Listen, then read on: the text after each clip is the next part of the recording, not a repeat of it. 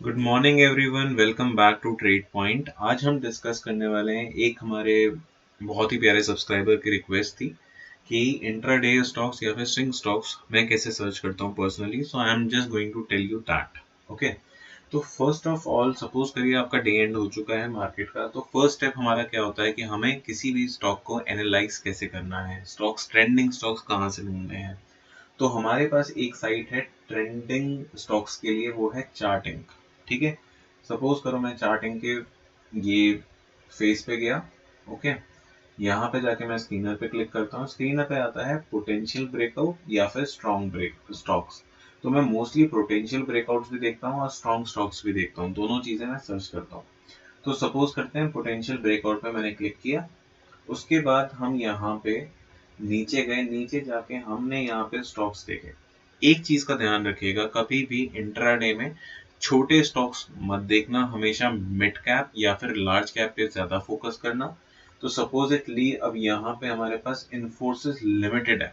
ठीक है, अब मैं इसका चार्ट आपके सामने ओपन करता हूँ। ओके, तो अगर आप यहाँ पे देखोगे, ठीक है, मतलब इसकी जगह मैं यहाँ पे इस चार्ट को ओपन कर लेता हूँ। इन्फोसिस यहाँ पे है हमारे पास ऑलरेडी। ठीक है, अब यहाँ पे हमें क्या चीज क्लियर होगी, अब आप इस चीज को समझो। सपोज करो डे एंड हो गया, मार्केट में हमें क्या देखने को मिल रहा है कि स्टॉक ने लास्ट क्लोजिंग इतनी नीचे दी थी, सीधा गैप अप हुआ, गैप अप के बाद एक मोमेंटम हुआ। मोमेंटम के बाद क्या देखने को मिल रहा है कि यहाँ पे प्रीवियस हाईस सब ब्रेकआउट हो चुके हैं, राइट। यहाँ पे अगर आप क्लियरली देखोगे, यहाँ पे एरो बना रहा हूँ, ये एक रेजिस्टेंस है स्टॉक के लिए, बट स्टॉक ने उसको पोटेंशियली ब्रेकआउट कर दिया है, अच्छा खासा ब्रेकआउट है। नाउ अब मेरे लिए नेक्स्ट दिन के लिए क्या चीज प्लानिंग करनी चाहिए कि यहाँ से स्टॉक कहाँ तक जा सकता है और पीछे कहाँ पे रेजिस्टेंस है। अगर हम रेजिस्टेंस देखें तो रेजिस्टेंस अभी थोड़ा दूर है। ठीक है, 350 330 के आसपास हमें रेजिस्टेंस मिल रहा है।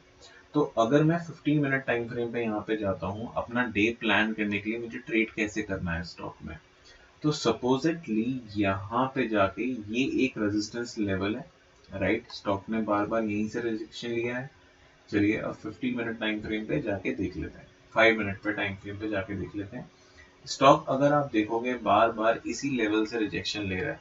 तो अब मेरे लिए क्या प्लानिंग हो जाएगी कि नेक्स्ट डे जब प्लान बनाना है तो वो ऐसे बनाना है कि स्टॉक फ्लैट अगर ओपन होता है, ठीक है, फ्लैट अगर, फ्लैट मींस क्या, जहां पे क्लोजिंग दी है उसी के आसपास अब अगर ओपन होता है और फिर इस लेवल को निकालेगा, ठीक है, उसके बाद ही हम अपना ट्रेड प्लान करेंगे। अब ट्रेड प्लान के लिए सबकी एंट्री पॉइंट्स अलग होते हैं, ऐसे ही मैं थोड़े अपने एंट्री पॉइंट्स अलग रखता हूँ। कुछ फंडामेंटल्स भी मैं जरूर देखता हूँ स्टॉक के कि फंडामेंटली साउंड है कि नहीं है।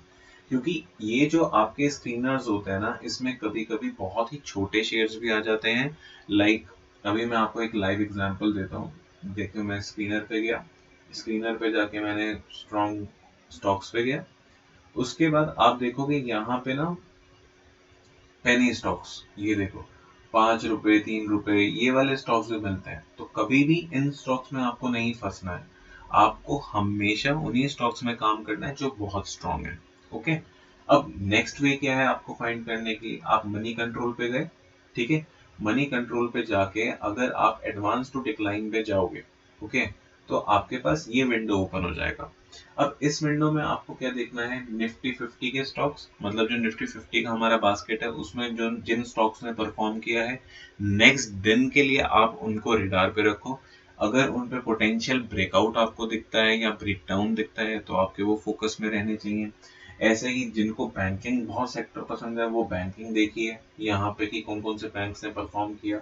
उसके बाद हमारे पास मिड कैप आ जाते हैं, मिड कैप में इन स्टॉक्स ने परफॉर्म किया तो आप इन पे फोकस रखो। सपोज अब मैं यहाँ पे डिक्सन टेक ओपन कर लेता हूँ। ओके,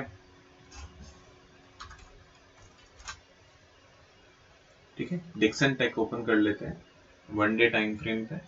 ठीक है, अब ये देखो यहाँ पे कितना अच्छा सीखने को और समझने को मिलेगा। ठीक है, अब एनालिसिस करते हैं। यहाँ पे ये ब्रेकआउट हुआ, ओके, वी अंडरस्टूड इट। उसके बाद आपको ये एक बड़ा मोमेंटम दिखा, वापस से स्पाइक लग के स्टॉक नीचे आया, कंसोलिडेट, तब से कंसोलिडेट ही कर रहा है।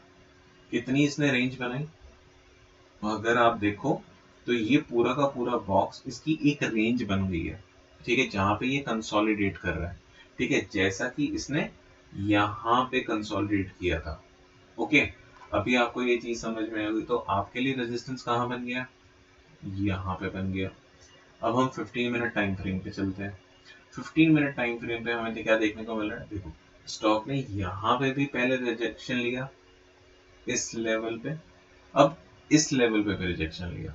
तो जब स्टॉक इस रेंज के बाहर निकलेगा तभी हम अपना ट्रेड प्लान करेंगे, उससे पहले प्लान ही नहीं करेंगे, which is the level of 6600। ठीक है, क्योंकि यहाँ से क्यों रिजेक्शन ले रहा है ये स्टॉक, बिकॉज ये एक राउंड फिगर है किसी भी स्टॉक के लिए। तो अब ये अगर यहाँ से इसको क्रॉस करेगा समथिंग लाइक दिस, आप ऐसा देखो, यहाँ से ये स्टॉक ऐसे चल रहा है, इसको ब्रेकआउट किया, ब्रेकआउट होने के बाद एक हमें रीटच मिलेगा, रीटच के बाद जो हमें एक अच्छी बुलिश एनगल्फिंग कैंडल मिलेगी उस पे हम ट्रेड प्लान करेंगे। स्टॉप लॉस हमारा बहुत छोटा सा होगा स्विंग का, दैट्स ऑल। हम ऐसे प्लान करते हैं अपना इंट्राडे के लिए स्टॉक। अब हम बात कर लेते हैं स्विंग ट्रेडिंग के लिए। तो स्विंग ट्रेडिंग के लिए सपोज कर लीजिए जैसे अब है नजारा टेक स्टॉक है, करेक्ट, ये मैंने ऑलरेडी सर्च किया हुआ है। तो नजारा टेक में यहाँ पे क्या हुआ, अब आप वीकली टाइम फ्रेम पे देखो, वीकली टाइम फ्रेम में हमें क्या देखने को मिला, एक अच्छा खासा ब्रेकआउट देखने को मिला, राइट। अब मैं इसके वॉल्यूम्स ऑन कर देता हूँ, वॉल्यूम्स देखो, वॉल्यूम्स बहुत अच्छे हैं, बहुत डिसेंट वॉल्यूम है, कोई इशू नहीं है। अब यहाँ से स्टॉक में हमें कब और कहाँ प्लानिंग करनी है वो समझते हैं। अब हम चलेंगे यहाँ से डेली टाइम फ्रेम पे। अब आपको यहाँ पे देखने को मिल रहा होगा कि स्टॉक जो है यहाँ से दो बारी अच्छा मोमेंटम कर चुका है।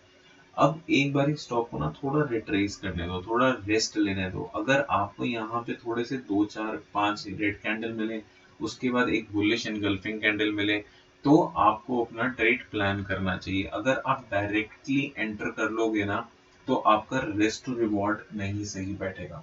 जैसे यहाँ पे अगर आपने एकदम से बाय कर लिया, ठीक है, कुछ लोगों के लिए स्टॉप लॉस बिल्कुल स्विंग होता है तो ये 11% का बैठ गया।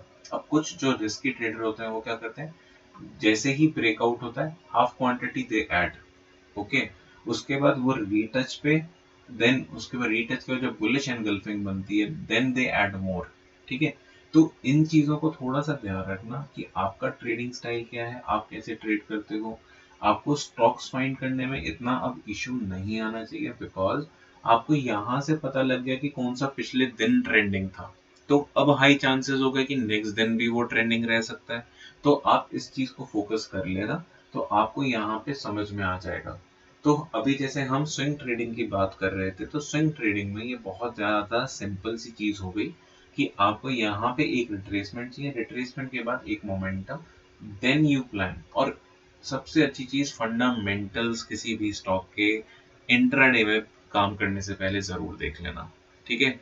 तो इंट्राडे की हर किसी की डेफिनेशन अलग होती है, मैं सिर्फ कुछ चीजें देखता हूँ, जैसे प्रॉफिटेबिलिटी देख ली, उसके बाद उनका रेवेन्यू जनरेट हो रहा है, F I and D I S holdings देख लिया, प्लस आर ओ सी ई देख लिया, आर ओ ई देख लिया, दैट्स इट। ओके, तो मिड कैप और लार्ज कैप शेयर्स में मैं ज्यादा फोकस करता हूँ। Thank you so much, I hope आप सबको ये वीडियो जरूर पसंद आया होगा। अगर पसंद आया तो do like share and subscribe. Thanks a lot and जय माता दी।